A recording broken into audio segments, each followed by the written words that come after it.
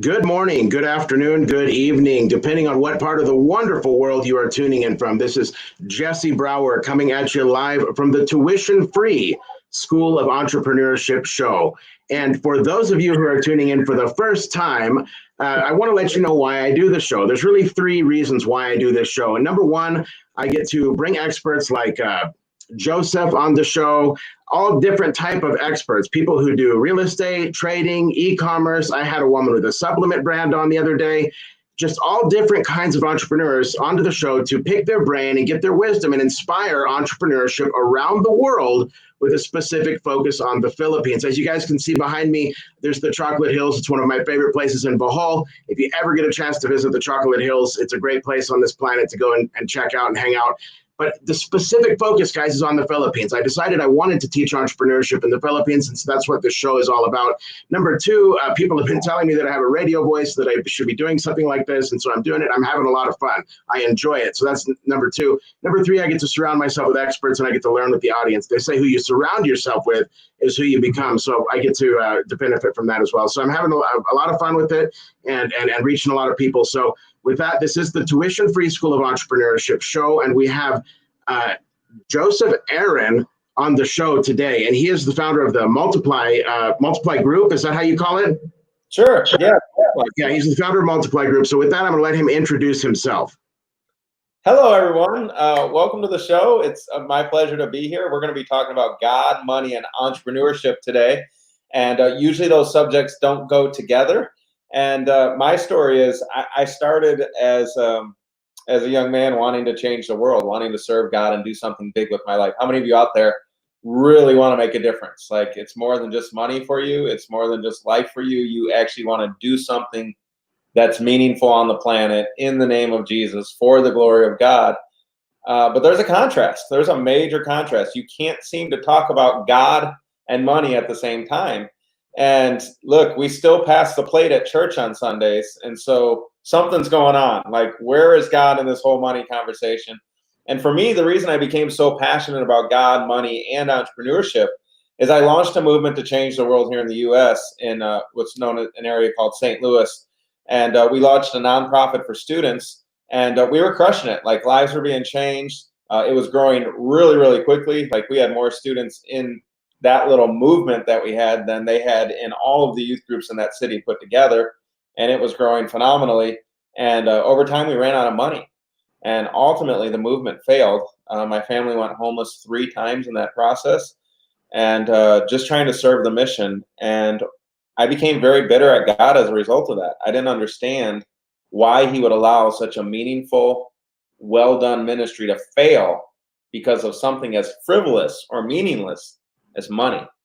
So I became very angry with God, and I went on a multi-year, 5 to 7 year struggle and battle with God to figure out what money is all about. And when I came all the way back to the beginning of the story, when God finally healed me of my bitterness against him, I realized it wasn't him, it was me. And that the very first thing, say it now, say the first thing. First thing. The very first thing that God ever spoke to humanity tells us exactly what we need to know about how to serve God, how to change the world, and the role that money plays in that whole exercise. And I missed it because I didn't give it the weight it deserved. So that's my story, and I hope this will change your life, and you don't have to go through the big struggle and pain and frustration that I went through, but instead you can live in the abundance that God has provided for us, and you can change the world and please God all at the same time. They don't have to be dichotomous or opposite. Well, thanks again for coming on the show, Joseph. Super humbled to be having you on this show. I mean, I know about some of your successes, and this is just incredible because this has been a struggle for me all my life. I mean, as a Christian person, you hear people talking about, that camel going through the eye of a needle, and blessed are the poor, and they hammer on these scriptures, and it's either the guys in the purple suits that are up and preaching the health and wealth message, or it's the guys who look more conservative, and and you want to believe those guys, but most of them, or a lot of them, are talking about, hey, let's just be moderate here, let's not hotter, not too much, not too little, and this kind of a thing. And so it's been a struggle all of my life because I've always been entrepreneurial, at least as long as I guess I could remember as an adult. starting out with sales and things, but it's always been this kind of a, conflict with my faith. And I'm so glad to have met you, because you are actually helping me to open my mind on that as well. So I prepared a few questions here that are designed to kind of pick your brain, get your wisdom, and I'll go right into them. So kind of like, where are you from? What's your background? And how did you come to get this abundant view of life that you hold today? Well, I'm from near Chicago, Illinois, and I grew up in church. At 15 years old, I felt a call to preach, and was very passionate about God. I was the kid on the front row of church camp that was jumping up and down and crying. And in the altar calls, I saw miracles as a kid. I prayed for people and experienced miracles. Like, I've seen God work in amazing ways. And so because of that, I believe that if I squeezed my hands hard enough and believed enough, that God would just drop the money from the sky. And so when I moved into youth ministry and started having the impact that we started to have, he did do miracles. Like, there were financial miracles, but then there were times of just like complete and utter devastation, where literally me and my family, I have 3 children, we're homeless, and we're trying to figure out how to get $50 or $60 that day so that we could pay for the hotel, so that we had somewhere to live again. Now, coming full circle, just so people know, because they probably don't know, I'm a 2 Comma Club Award winner. Last year, one of the companies that I purchased, we took them from $70,000 a month to $210,000 a month in income. So we're doing millions per year now, living in a beautiful home on a golf course. And I'll talk about that, like what's okay, what's not okay, how much is to have, like that's cool. But the reality is, can I just lay it out real quick? Yes, please do. Yeah, any of these questions, just spin off and go as much as you want to do, because we want to hear from you. Okay, so let's just take it to the Bible, because who cares what Joseph Aaron says? There's people a lot richer than me. There's people that are a lot more successful than me in a financial sense, and so whatever. But when you look to the Bible and you just start at the beginning, have you ever heard of the law of first mention? The idea that how things begin tell a lot about the principles that are behind it. Does that make sense? The law of It makes sense, but I've not heard of it until just now. Okay, so many Bible scholars will talk about the law of first mention, and you always want to pay attention the first time something's done. Well, creation is the very first of all the first, right? And so when you read in Genesis chapter 1, the very first thing it says is, in the beginning, God created. It's the very first thing God lets us know. Like, he's the maker of everything, which means he's the source of everything. And so to start with, like, I think one of the biggest problems preachers or Christianity or the Christian culture has about money is that there's a fear, and it's rightfully so, that if you have a lot of money or if you chase money, that your dependence and your reliance will be on money. That's why Jesus said things like, you cannot serve God and mammon, right? Because the source of all things is not money. The source of all things is God. And it'd be very easy to mess things up and to make your dependence and reliance on money instead of making your dependence and reliance on God. Does that make sense so far, right? Absolutely.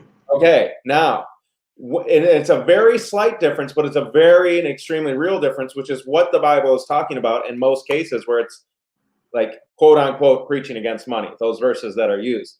And so once you realize that God is source, and God is the one who made everything, and God is the one who set everything up the way that it is, so that there are laws of the universe, right? He said, in the beginning, God creates the heavens and the earth is without form and void, and darkness is upon face of the deep. By the way, for all you entrepreneurs who are creating a business, notice that even when God created, the thing that he created started in chaos. So you're not going to be any different. There's always going to be chaos when you start your creation. What God had to then do is step into his creation. The Bible says the Spirit of God moved upon the face of the waters, and God spoke and said, let there be light. The first thing God does is he sets up systems, right? Anyway, so there's all these things he sets up. He says light here, darkness here, water here, land here, waters below here, waters above here. Let there, then he sets up the vegetation, and et cetera, et cetera. And when he gets to man, he says something different. It says, let us, Genesis 1:26, let us make man in our image, in our likeness. So in the image of God created he him. Okay, so this is the second thing. First thing we know is God is creator. The second thing that we know is that he made us to be like him. Now, at this stage, what do we know about God? He's creator. That's all we know, right? And so the logical inference that we can make from that is that God made us to create too. Isn't it interesting that we're actually the only creature that's capable of creation? There are no other animals or things on the earth that are writing music, that are authoring books, right? That are starting businesses, right? We're the only ones that are capable of that. Why? Because we're made in God's image. Now, watch this. Not only are we made to create, and interrupt at any time if you want to, not only are we made to create, but what did God create? This is so important for you to understand. What did God create? The answer is, well, he created the heavens and the earth. Cool. So he made worlds. God made worlds. We're made in his image. What are we supposed to make? Worlds. Okay. We're called to create. This is the whole design. And if you miss it, you miss it all. You are called. I'm talking to you. I'm talking to everybody listening. You are called to create a better world. Now, think about it. When God makes the world, you could say, for two people or two groups. He makes a world, first of all, the world that he wants. Would you agree with that? Does God make the world that he wants to make? I guess so. I mean, he does whatever he wants, right? Yeah. So he makes the world that he wants. Cool. And then watch the world that he makes. Not only did he make the world that he wants, but he made the world for someone else. Notice we breathe in oxygen and breathe out carbon dioxide, right? And the trees breathe in the carbon dioxide and breathe out the oxygen. Why? He made the world to be a self-sustaining system. Yeah. And the one pinnacle person, the one pinnacle group of people that he had in view was mankind, was humanity, the ones he made in his image, the ones he desired relationship with. What's my point? Notice when God, so first of all, we know God's creator. Second of all, we know we're made in his image. Therefore, we're called to create. What's he create? Better worlds. What are we called to create? Better worlds. Well, what did God think about when he thought about the world he wanted to create? He thought about, number one, what do I want? And number two, how do I make the world good for them? He chose the people or the group that he wanted to make the world good for. Is this making sense? Yeah, so he thought about what he wanted to build. Yep. And then he thought about the creatures, the human beings, and how he could make it good for them as well. So when you start a business, you are joining God in his vision to create a better world. And you do it the same way. You decide on the world that you want, and you decide on the world, the lives that you've chosen to change. There's a lot of people you could choose to help in your business and in your life. Sure. But in general, most people are going to do better by just choosing one, or at least one at a time, right? So tonight, you've chosen to help entrepreneurs. Awesome. Right. People who aren't entrepreneurs probably won't get nearly as much. Like this show would not serve them nearly as well. But you made a conscious choice, just like God made a choice. This is whose life I want to change. This is whose world I want to make better, right? Okay. So hopefully that all makes sense. That is the mindset and the paradigm at which I view creating a business. Because what's a business?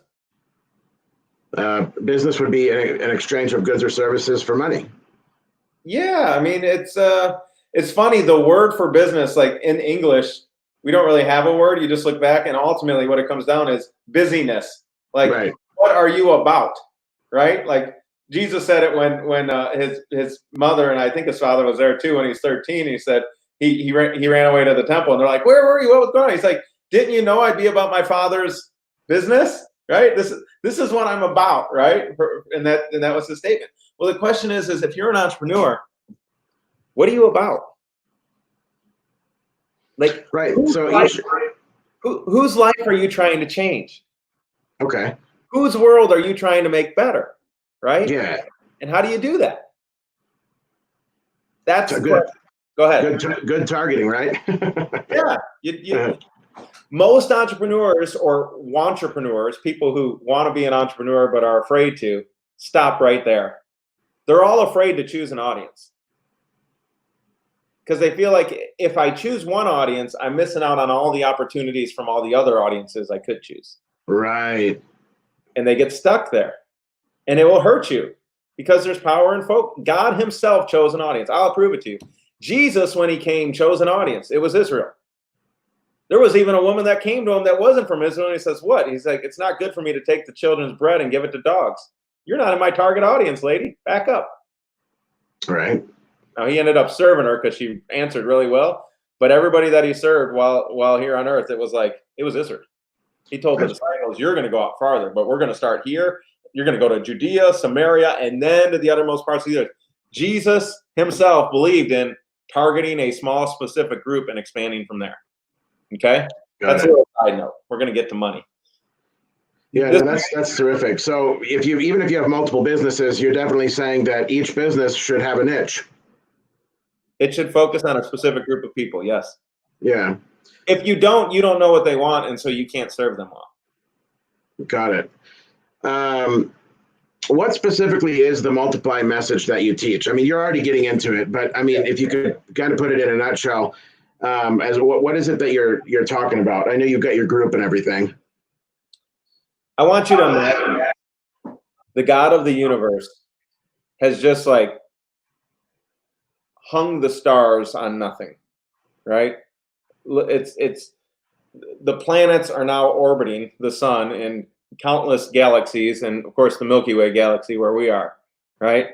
And then he creates light, and then, well, I mean, the light actually happened before, but there's light and there's darkness, and he's separated, and day after day he creates all these different systems, so everything's ready to go. And finally, on the last day, the final moment, the culmination, you could argue, of the entire creation story, God himself bends down to the clay that he's created and starts forming into it a man. And then he stoops down even lower to breathe the breath of life, the very breath of God, into this clay image that he's making in his image. You could almost see, and there's an argument when he says, let us make man in our own image, that he's speaking to the angels, because it's like all of creation is leaning to see the masterpiece of his creation, right? Yeah, that's interesting. And so as they lean in, the question has to be on their mind, because I remember when I had my daughter, my daughter's my oldest. I have 3 children. She's 15 now. But I still remember the moment that she was born and taking her into my arms. And I remember it was so essential to me to give great consideration to the first words I would speak to her. And I did this with all my children. The first words were so essential. Mm. And to her, I actually said, Shema Israel, Adonai, Elohim, Ahad, Hear, O Israel, the Lord our God is one Lord. And you should love the Lord your God with all your heart. And I began to quote her what's called the Shema, and from Deuteronomy chapter 6. But anyways, this is the same moment for God as he finishes the culmination of all of everything that he was doing and everything that he wanted and the world that he was trying to create. What's the first? Don't we think the first thing God says to humanity is central? Sure. But we ignore it. We think it's just about sex. That's ultimately what we're just like, oh. Because what's he say? He says, be fruitful, multiply, fill the earth, subdue it. He says a little bit more. Okay? But those are the 4 steps. I call this God's 4 steps to change the world. He gives us the blueprint. And I violated the blueprint because I went out of order, and that's why I was homeless and hurting and struggling and mad at God when I didn't even listen to the very first sentence that God ever spoke. I don't even have to get to page 2 of the Bible in most Bibles to know the blueprint of God's purpose for my life, of God's purpose for your life, of his plan to make a better world, and his plan to make a better world includes you. And there's a process to it, and there's a reason why he said what he said. So let's go through it. This is the multiplied life. Step 1, be fruitful. What is fruit? Think about it. Fruit is something that is, well, when you think about fruit trees, you think about apples and oranges. It's a byproduct of something that grew. Yeah. It all came, again, God is source, so it comes from God, right? And so when you look, and one of the great scriptures to use to kind of explain what fruit is Psalm chapter 1. So I like to use the definition, fruit is something that's produced from the earth, right? It's something that's produced that other people, because the whole idea of the world was like more people, right? It's obviously be fruitful and multiply also has the connotation of there should be more people than just you, Adam and Eve, right? Right. And so there's this multiplication effect that he wants. Everything in nature multiplies. We'll get to that in a second. But fruit, what's fruit? Fruit is something of value that people are willing to trade for. And let me give you an example. Psalm chapter 1. You guys probably all know it when I start quoting it. Blessed is the man that does not walk in the counsel of the ungodly, nor stands in the way of sinners, nor sits in the seat of the scornful, but his delight is in the law of the Lord. And in his law does he meditate day and night. He, this is the blessed man that Psalms 1 is talking about, will be like a tree planted by the rivers of waters, which bringeth forth its fruit. Everybody say fruit. Fruit. In its season, his leaf also shall not wither, and whatever he does shall prosper. Amen. I didn't say that. God said that, right? Fruit. What is fruit? Fruit, if you're going to produce something with your life, we all know intuitively, like if I ask the question, does God want you to be a productive person? Right. Duh. Right. Where does the word productive from? Productive comes from the word produce. And produce, if you go to the grocery store, what is produce? Fruit. Right. Produce section, right? So God made it's obvious. Like there's no argument. I don't need a dude in a white suit or a purple suit who's collecting way too much money and flying in a jet to tell me that God set up the world for money. Okay? Here's what I mean. Now watch. God said, be fruitful. God is telling you to produce something in your life that brings value to the world. Duh, right? Like, yes, God wants you to produce value with your life. Well, how do you do that? Well, follow his blueprint. What was his blueprint? Decide on the people, decide on the world you want, decide on the world that you want for them, create that world. Make their lives better. Because when I'm willing to produce and I'm willing to be fruitful and I make something with my life. Let's use an example. Let's say I make apples, right? So I'm born into an apple orchard, right? And I have 10 trees in my apple orchard. So what I can do is think about this. I probably can't live with just apples, can I? No. I need more than apples, don't I? I need like a house to live in, right? Right. I couldn't cut down one of my apple trees for wood because that probably wouldn't make very good wood and it's probably not thick enough and there's all kinds of problems with that. So I need wood, but I only have apples. So what do? Well, I go find the guy that's producing wood. And I say, I'll give you some apples for some wood because I want to build my house and he wants to eat, right? Yep. So God's creating community here from the very beginning. And it's like he incentivizes it by saying, okay, if you produce, you can trade that produce for another. Now, there's a big problem with this, though. Because what happens if I need a whole house worth of wood? Like I need 100 trees worth of wood. And I only have apples. Well, apples go bad. So if I go and try to trade the apples, I'm like, hey, I'll give you 10,000 apples for 100 trees. He'd be like, I don't need 10,000 apples. I don't want 10,000 apples. I can't eat them fast enough. So like, I need 12 apples and I'll give you one tree, but I can't give you enough tree. I can't take apples. Right. Makes sense?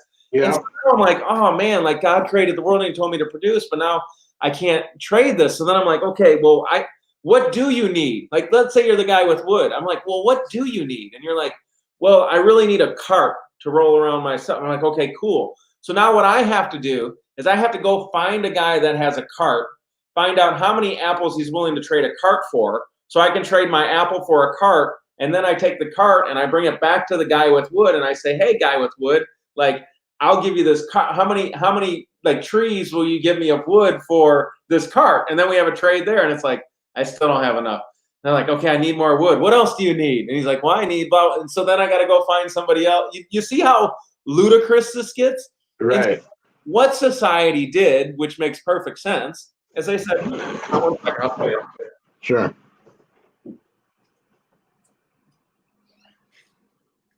What society did is they created this medium of exchange, right?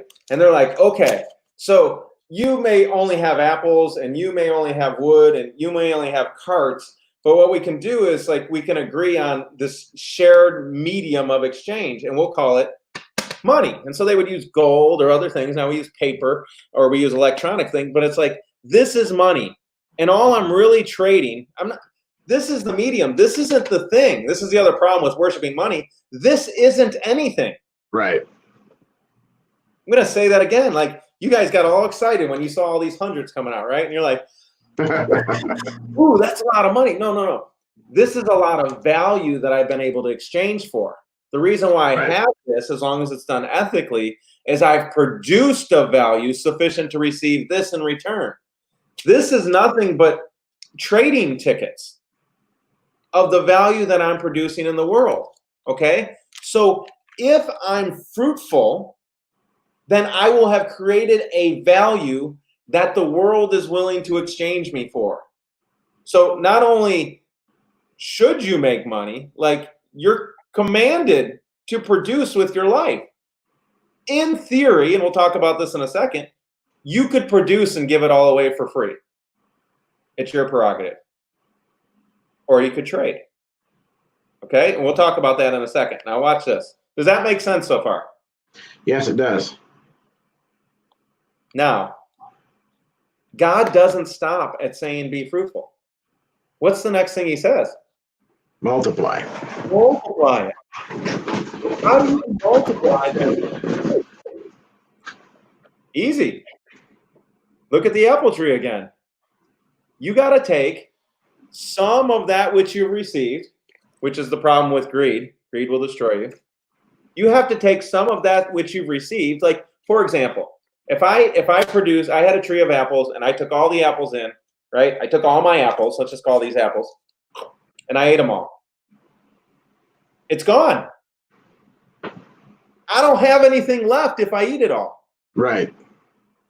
So what God sets up the universe so that instead of me hoarding everything to myself, what I have to learn to do in order to have more of the world I want and produce more value for other people is I have to take from that which I've received and I have to reinvest it back into the ground. I have to put it into a dark, dingy, and dirty place. Every single farmer has to do it.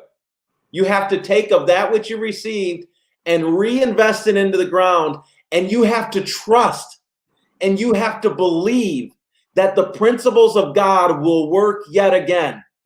That the way God set up the world, that if you obey the principles and put this seed into a fertile ground and water it and give it sufficient light, it will die and reproduce a harvest, Jesus said, 30, 60, and 100 times what you invested. Is this making sense yet? Now, are you talking about giving or reinvesting back into a business at this point? I'm talking about reinvesting in order to make more. That's what he's telling you to do, right? Okay. Right. Like, well, just take it from a farmer. Could you imagine a farmer who every harvest would take his seed, would take all of his harvest, and would not save any seed to reinvest the next season. Yeah, he'd be out of the farming business real quick. But how many business owners are afraid to reinvest their money into marketing or other things in order to gain a harvest? They're constantly in worker mode. That's right. Constantly in work. They're constantly relying on their own hustle, fighting against the curse of the ground that God set up as a result of what happened in Eden, instead of following the principles of step one, be fruitful. Once you're fruitful, the next level of entrepreneurship and the next level of world change is you have to develop the skill and ability to be able to reinvest the seed that you're making into the ground to make an even greater harvest. God is not only saying to produce, he's saying to produce at an even higher level than you thought was possible, which doesn't sound like a God who wants you to stay poor, but stick with me. Watch this. Now he says multiply. Does multiply make sense to you? It does, yeah. Okay. Step 3. This gets insane right here. When should you stop? Because everybody's like, well, I got enough money. Like, I don't want to have too much. Like, there's a fear of it in Christianity. Right. What does God say to do? Be fruitful, multiply, fill the earth. When do I stop producing the value that God has called me to produce? Answer: when everyone on earth has experienced the value that you're producing. Wow. Think about the apple tree. If you leave the apple tree untouched, in theory, right, the apples will fall out of the apple tree, and over time, some of those seeds will fall eventually and go deep into the earth, and another tree will rise up. And then what happens over years? More apples fall. More, and what would happen is it would grow. We see this in forests all the time, right? The acorns fall off the tree, and over time, what happens? What happens in nature? The forest attempts to fill the earth. Right. That is how God set it up. Period. Amen. So these people fighting on this idea that, like, don't be a business owner that adds more value to the world. God told me not to stop, and he told me in the sentence. So if anybody's wrong, it's the person who's disobeying God and stopping. I'm comfortable. I'm good. See, now your reliance is on money. Yep. Because now you're like, this is where I find my joy and happiness. I've got enough. Remember the story of the man that Jesus told? He had all of his goods stored up in the store, and he's like, eat, drink, be merry. Like, I'm not doing any more work. He wasn't taking any of it to reinvest. He was done. He was just, I'm laid back. I'm good to go. Feet on the desk. Good to go. He was cursed. Why? Right. Because he wasn't following. The principle is God has called you. God has called you to change the world.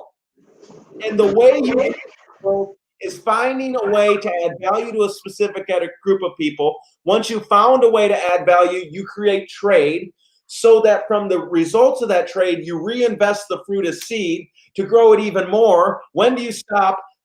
You fill the earth. And then the last step, step 4, is like, then he says something that's entirely foreign and scary and weird and doesn't even feel like it's God saying it, but it's clear as day. The 4th thing he says, now that you've filled the earth, if you're filling the earth with your service that makes the world better or your product that makes the world better, the next thing he says is, and subdue it, which literally means conquer it. See, God didn't make the world finished. He invites us to join him in making the world that we want with him.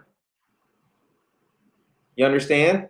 And so what's going to happen is the existing order of the way the world is will fight against the change that you're trying to initiate to make it better. Your own mind will fight against the change you're trying to make your world better. Some of you are facing that in your minds, which is where the battle is. You'll use scripture itself to try and convince yourself that you're not supposed to make the world better, or to make yourself feel better about being lazy and not producing the way God's calling you to produce. Sure. And so, no offense, I love you all. I'm just telling you the Absolutely. Absolutely. But what's going to happen is the world is going to fight against you to try and stop that which you're trying to initiate that makes it better. And what does God say to do? He says to take the world and to bend the world's reality that it will try and impose on you and conquer it. subdue it. Impose your will for how you're making the world better on the earth. Subdue it. Conquer it. Manage it. Rule it. That is the first sentence God spoke to humanity. So everything else you read in Scripture about God and money, you have to read through this lens, not try and read it backwards through, because he's always talking through the lens of what he created you to do and who he created you to be, and everything else after that. If you try and just pick up the conversation from a random scripture to try and make a point, like most of these preachers do, you're not talking through the paradigm and the vantage point from which God is speaking his will on earth. And that is the multiplied life. It makes a ton of sense, man. And this is great. This is evergreen. It'll be up on YouTube. It's going to be around forever. So you guys replay this and let it get into your head, because, and especially if you're struggling, some of you guys may not be Christians and you don't even think second thoughts about it, but a lot of you guys are Christians and you do think about it and you wonder how far you're supposed to go. And you just got your answer. You're supposed to go until you filled the earth. And that means pretty much you're going to do it for the rest of your life. And I mean, that's exciting. I mean, it's really exciting. It's phenomenal. Thank you for teaching us that. Why do you think so many Christians struggle when it comes to making money and with the idea about wealth and multiplying? What's the big problem? Why is there a hang up in the church and amongst Christians? Well, I think there's a belief that, when you see Jesus, for example, he talks to a rich young ruler and he says, the rich young, what else must I do to inherit eternal life? And Jesus says, go sell all that you have. And so there's this idea like, oh, well, I shouldn't have a lot of money because he told the rich young ruler, for example. So they'll pick a random scripture like that and they won't contextualize it. They won't understand. For example, notice two things about the rich young ruler, just as an example. Now, point number one, he was rich. Point number two, he was young. Point number three, he was a ruler. How are you rich and young and a ruler? Well, it's kind of obvious from the context. It was like, just like everyone else during that time, he inherited his position. Right. And he inherited his money. And notice the question that he asked to Jesus, what must I do to inherit eternal life? So he looked at it as something that, hey, like, this isn't going to cost me anything. And in reality, Jesus is like, it's going to cost you everything. Yeah. Everything to follow me.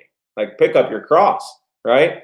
So that was the lesson in that. But it's very easy to just kind of loosely look at it and be like, oh, we shouldn't have money. Well, if he doesn't want us to have money, let's imagine this, by the way. One other, I got to make this point because I think it'll really help your audience. And by the way, guys, I feel a little, do you feel it? I feel a little like argumentative in my tone right now. And it's because I'm so frustrated for those of you who've got dreams and visions and passions to change the world, and money is holding you up. And I just want to attack the false ideas that are holding you back, because I went homeless. Like, I struggled for 10 years to make a difference and change the world because of false beliefs that I had taken on. Well-meaning, I was trying to follow God. Well-meaning, I was trying to follow the leaders who spoke, but I wasn't learning the right things, and I don't want you to have that pain. That's just all there is to it. Imagine a world without, like, let's imagine that God made a world without money, because I think this really helps people. Imagine that world. There's several different outcomes you could imagine, okay? So first of all, if you didn't receive value, right? If you didn't, there weren't fun tickets, right? If you couldn't trade, you follow me? If I didn't trade, like, everything was just free, right? If everything was just free, first thing is, who would produce or create anything? We just wait for someone else to create it and then just take it, because it doesn't cost us anything. It's all ours. So we nothing would get created. Right. It would just be done. Second, here's another thing that could happen. Like, if there was no trade, if you weren't incentivized, like, you got something and there was no ownership, which there are these, like, political ideas of like a cashless or a moneyless society, as if it's some sort of utopia. No, God made the best possible of all worlds, period. And this is the world he created. So let's imagine this, though. Let's imagine that someone was especially skilled, and I'm looking at my notes here because it helps me, and only they could create the masterpieces they create. We all know people like that, musicians, artists, right, who could create these really cool things. Somebody who creates a really cool car, even, or something, whatever you like or enjoy in the world that you find pleasure in. If one person really wanted to produce some creation of extreme value, and then another person could take that creation without a fair trade, what would happen? Creators would hide their things of beauty. Right. They spend enormous amounts of time and effort creating, and the world would not be the recipients of their genius. The creations of genius and greatness would always be hidden from the rest of the world instead of traded, so everyone could experience the beauty of their creation. This is a world without trade. And when I say without trade, I mean without money. This is just the measure of the trade. Here's another world without trade: anger and resentment. If someone can take someone's hard-earned creation, creators would be angry and resentful when someone stole their creation that took them years to perfect. Absolutely. Lack of skill development. If we were not incentivized to share our creations, to receive of the creations of other people by trading, what incentive would we have to improve our skills, especially when another person can take of our efforts and fruits without any work on their part? Here's a big one: the joy of giving. If everything is everyone's, I'll say it again, if everything is everyone's, we lose the joy of one of life's greatest gifts: giving. If we were going to trade, we couldn't give gifts. Isolationism. If we had to make from scratch everything we enjoy from our own efforts, could you imagine having to make everything you own from your own efforts? There's no trade. What a terrible, terrible place the world would be. Right. Chaos and violence. What if there was a very small supply of one thing? That's a reality in the world, right? That everyone demanded. Chaos and violence would be the only result to which we could decide. And even with violence, if one person got it, the next person in line could freely take it. And if it's an infinite regress, no one would ever actually get the pleasure of having that thing. The only way to have the access to pleasure to that thing is in a world that allows for trade. God was smart enough to create money. The point of almost everything that's an issue or that you read in the Bible is when you make this your source. Guys, girls, everything that is comes from God, including you, think about it, everything, every raw material that you have at your disposal comes from the earth. Everything. And God set it up. The only things that are valuable that don't come from the earth, you know where they come from? Your mind. I sell mentoring and coaching. I help people build $1 million businesses in months. How do I do it? I just know how. And I help them do it. Okay? So you are a creator. You can make it out of nothing. In your brain, you can create a world. You can invite other people to join you in that world. Then you can help them create that world for themselves. And you get added value for which you can trade for all the other cool things of value in the world. Why? Because that's the way God made the world, so the world would be better. So if you want to change the world, be fruitful. Create extreme value in the world. Multiply it. Take that which you've created and reinvest so that you can help even more people, right? Fill the earth.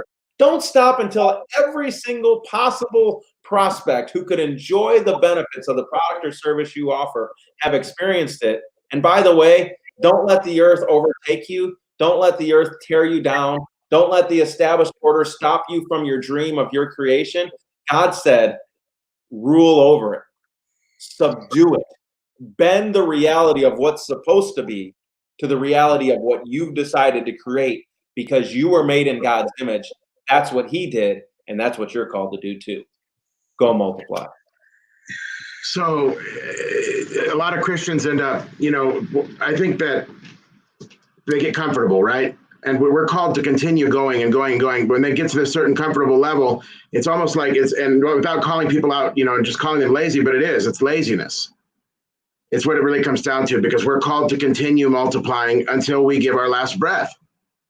Isn't it interesting that one of the things and there's times and seasons, I get it, but isn't it interesting that one of the 7 deadly sins is slothfulness? Why? Because you're not doing what you were made to do, right. Which is create a better world. Right. Yeah. And so we don't need to make excuses, guys, that we've already attained, or, hey, we shouldn't say, well, we've already made enough, or we're in a good place. It's not about you in the end. I mean, yeah, it's for your benefit too. But here's the thing, guys, there's a mission, and the mission is to actually continue it. Go and multiply in the whole earth is what he's saying. And until your products or services are being offered, and, as long as it's done ethically, of course, right? And he mentioned, as long as your products and services are being offered, if they're not offered in the entire earth, then you're not done yet. So, this is incredible, you guys. What this guy does, just so you guys know, like right now, he's helping people to create like a sales event where he can help somebody to earn like $900,000, $1 million in a day. Now, let that blow your mind for a minute, because realistically, there's no limit. There's no top. There's no ceiling. It's just whatever you tell yourself. You have to stop telling yourself those things, because you can go and make a digital event and make $1 million in a day. One of his friends just did that, Dan Henry. He made like 900,000 or over $1 million in one day. Yep. And because he's providing a ton of value to the world. And the way these guys think is just expansion, global, and keep going. And, this guy, how old are you, Aaron? I just turned 40 in January, so 40. Just turned 40. And he's really, he's digging in, you guys, and you just watch his journey, because he's, man, with this mindset, and just grab a hold of it. Follow him in the Multiply group. If you would like to invite the people to do that. Yeah, all you guys got to do is type in themultiplygroup.com. It'll take you into our messenger, and it'll give you the link for going into that group, request access, answer the questions. But I'm in that group to talk with entrepreneurs who want to change the world and who believe God has called them to change the world. So we get into the Bible some, really quite a bit. We get into tactics and trainings and stuff like that. You guys, lots of lives are being changed in there. It's a very small group right now. It's a labor of love. But look, if you're struggling with financial stuff, you want to change the world, you don't understand how it all comes together, go into that group, because it's the only place on earth that I know of that's actually talking about this stuff from an entrepreneur's point of view, who really believes and trusts in the Word of God. So, you have time for a couple more questions, Joseph? Yeah. Excellent. So you've kind of touched on this already, but I wanted to see your take. How can people that are really struggling, man, like they're really struggling with this thing and this mindset? For one, they can go to your group, but how can they break free with God's grace and wisdom? Is prayer part of that? Is meditating on certain verses part of that? Like, what would you say are maybe 2 or 3 things that can really set somebody off on breaking free from this mindset that they've been struggling with of limiting beliefs because of their Christianity and because of these preachers that have hammered them, not to make too much money? Yeah. I'm a big believer in less is more. So I think the first question you have to ask yourself is, do you believe what God said? Are you doing what he told you to do? We don't have to go to the next verse. Are you fruitful? Is your life producing value? Right? And then, are you multiplying that? And then, are you working to fill the earth with that? And are you setting up systems to literally conquer, right? And rule over a huge movement of people who are making the world better for another group of people? And that's what he said. It's not arguable. It's not up for debate. It's really very clear when you take a look. It's just most of us just read that verse, and unfortunately we think, oh yeah, have sex, have kids. Right. People miss it. They really do. What is being an entrepreneur allowed you to do that you would not have been able to do in a traditional 9-to-5? And I want to follow that with, do you think that every person should pursue entrepreneurial a journey or an entrepreneurial type of a career path so that they can do what God has called them to do? It's my view that everybody is a creator. You were made in God's image, and you were made to make the world better. Now, in modern 21st century world, an entrepreneur is someone who starts up a new venture, right? It's kind of the idea. Everyone does not need to be an entrepreneur, but everyone is a creator. And I use those words interchangeably. Here's what I mean by that. You may not think of yourself as an entrepreneur, but you are. And what I mean by that is, let's say you work a 9-to-5 job, right? You've simply chosen to run a business that has one customer.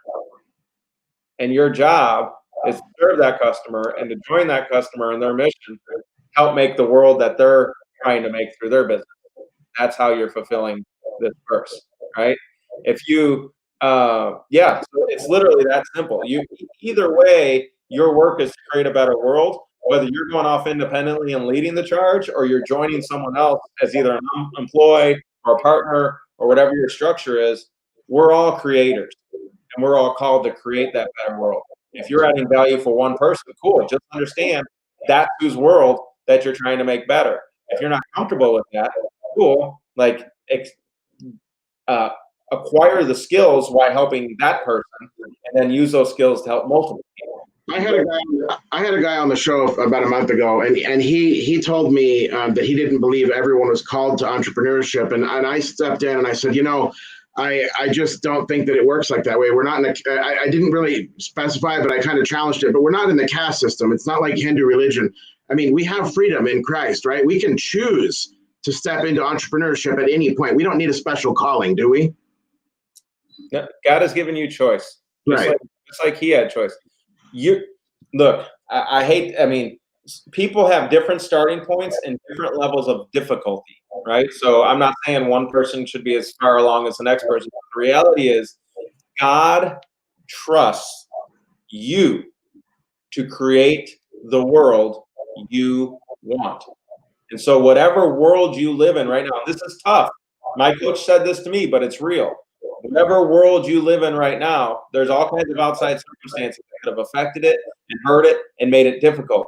But in the midst of those, you are who you are as a result of the choices you've made inside of those circumstances.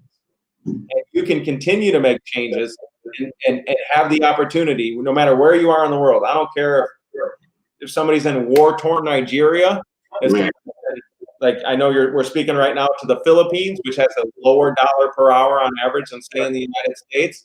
Everyone has the ability with their own mind, as God made them in His image, to create a better world. You have to apply your mind to determining how to create the world that you want. And if your heart is set on it, if you're focused on making it happen, if you're focused on acquiring the right skills, and you follow the principles of the Word of God, God said it, I didn't. Look, notice what He says. I quote, I'll start from the beginning. In Psalms 1, He said, "Blessed is the man who does not walk in the counsel of the ungodly, does not stand in the way of sinners, or sit in the seat of the scornful." What does that mean? Your environment. You need to be hanging out. If you want to be wealthy and get freedom for your family so you can give and change the world more and follow what He's saying, you have to stay away from people who are opposing the truth that God said. Because God already gave you the principle. If you'll be fruitful, you can take the food and multiply. And if you'll multiply, you can fill the earth. And if you'll fill the earth, you can subdue it. It's a process, but everything in nature follows this path. You can too. Do you believe the laws of God? That's why He said in Psalm, does not sit in the seat scorn, but His delight, Psalm 1:1, is in the law of the Lord. And in His law does He meditate day and night. What law? The law that I'm telling you about right now. The laws, the way God set up the world and said, follow this. This is what He said. You will be like a tree planted by the rivers of water. You'll be in the ideal environment, which brings forth its fruit in its season, and his leaf also shall not wither, and whatever he does shall prosper. By the way, can I just mention leaves for a second? Everybody say leaves. Leaves. What are leaves? I remember I was studying about a grape vineyard once, and they were talking about how if you plant grapes in too easy soil, what it will do is it will produce very few grapes, but lots of leaves. And the leaves are just like adornment for the grapes. It makes it beautiful, right? It's adornment. And when they said that, something, by the way, they said if you put it in rocky soil, it'll produce more fruit and less leaves. All of you know people whose lives are full of leaves. They drive a fancy car, they live in a nice house, but they're always broke. They're not really producing fruit. All they're producing is leaves in their life. But notice what God says here in Psalms.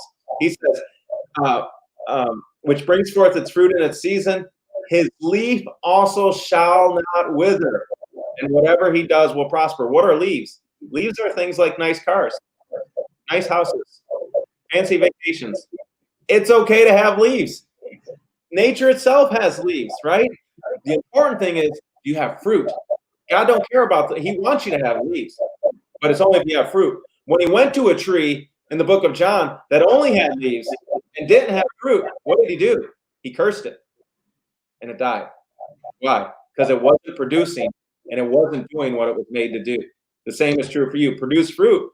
God's okay with you having leaves. Produce just leaves.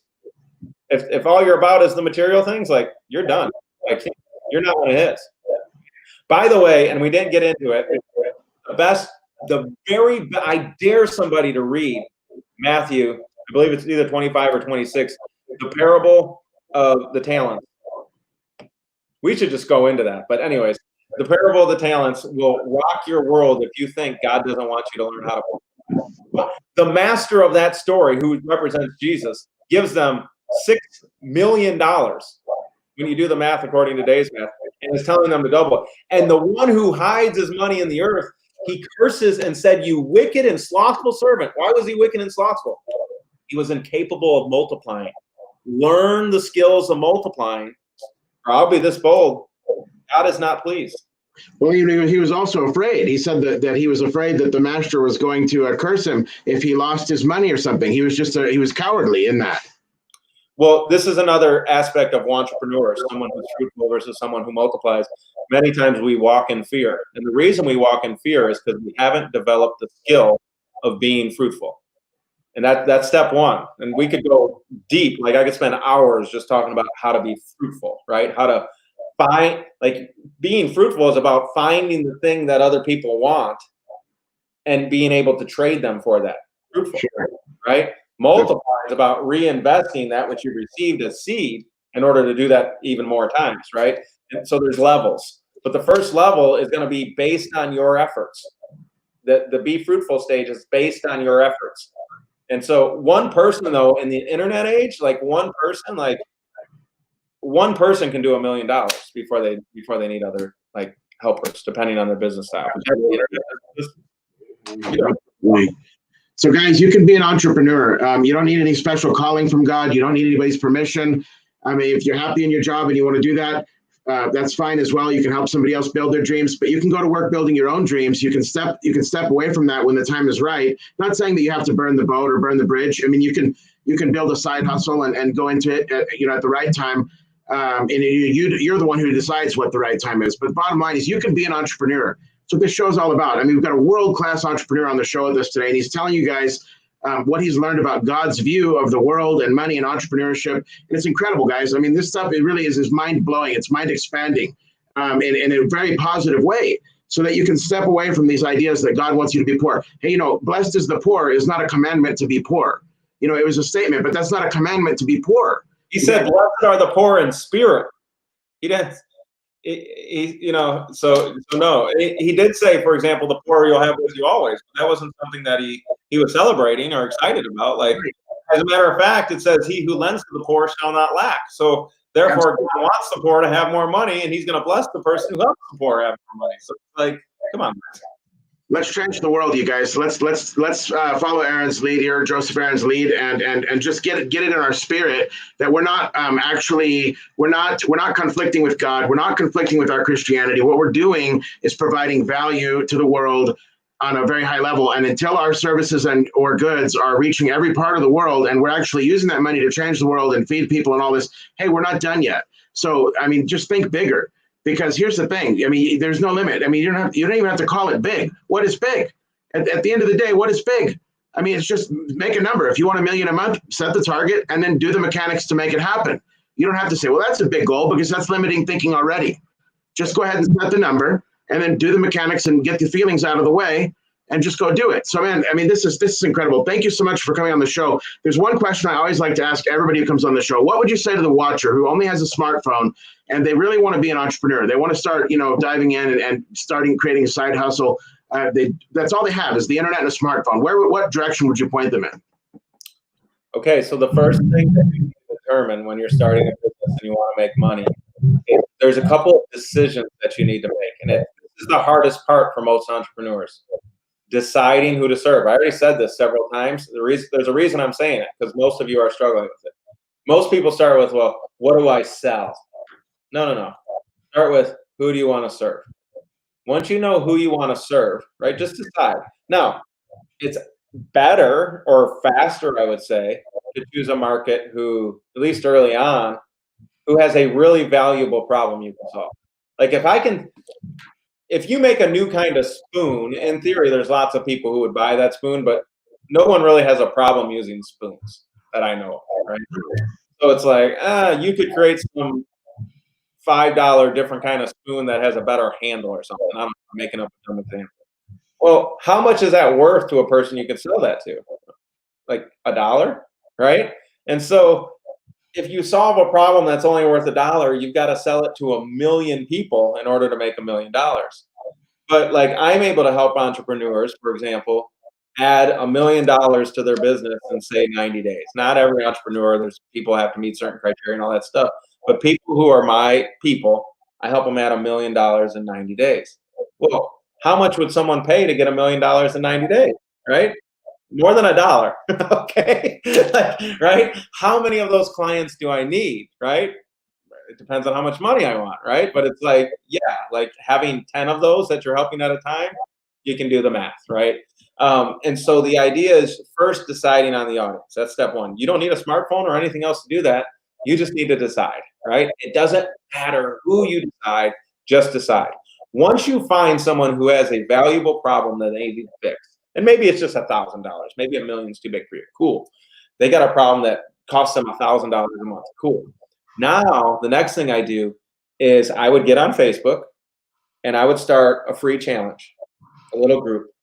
And what I would do is I would target those people and I would find those people in other groups. I would run ads to them if you have money to run ads. And I would invite them to join a free challenge to help them get the result that I think they want. I don't necessarily know that they want it. Is this making sense so far? Yeah. I don't really know that. I may think I know what they want, but usually you don't. You think you do, but you're wrong, okay? So what I do is I invite them to join this group to get a result. Let me give you an example. Let's say, well, like the Multiply group. Let's say that I wanted to help Christians who are struggling with spirituality and money and knew that they can make more money, but were afraid to. So the result I help them get, I don't, but I mean, I do, it's just free. But the result I could help them get is like how to overcome your false beliefs about money and step into your purpose as an entrepreneur. Well, are there entrepreneurs who would find that super valuable if I could solve it? Who would pay $500, $1,000, $2,000 a month to be coached to release them so that they know what to do? Sure. Does that make sense so far? Yeah. Just an example. So what I would do is I would start a group and I would run a challenge, and I'd be the 5-day God and Money challenge. I messed with this before. You may have seen me do it to test the idea. Well, before people join the group, I would ask, what's the number one biggest problem that's holding you back from fulfilling your entrepreneurial dreams and your God-given purpose? I ask them, what's the big problem? And do you know what happens? They tell me. I tell you, yeah. In their own words. And so I'd ask, like, what's one big hurdle that if you could overcome, you feel like would help you break free? And they'll tell me, right? And so I'll get 100 people to answer those questions. And then I'll look at the answers. And when I look at the answers, there'll be 1 or 2 really, really big results. By the way, I did this recently. You know what the big results were? You know what people told me was holding them back? Number 1, I don't have the knowledge to launch my entrepreneurial dream. And number 2, I don't have the money. Those were the 2 big answers that came back. Funny enough, like, you have more knowledge than you need right now, more than likely. And you don't need any money to launch a business, but those are their false beliefs. And so now I know. So what would I sell?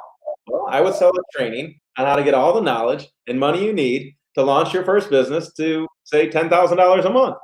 And I could sell a course specifically to that group of people. And I'm telling you right now, they would buy. Why? Because I know their problem. They told me their problem. I create the solution, and then I sell the solution. So free Facebook group, ask them what they want, figure out what their big problem is, create a solution to solve their big problem, and then invite them onto a presentation in order to show them how you'll solve their big problem, make an offer, people will buy. Bada bing, bada boom. You have a basically talking about creating something out of basically nothing. Right. And yeah, that can be done. And then I just wanted to comment. So there's also a lot of other niches that already they're established and they exist that you don't necessarily have to create to get into.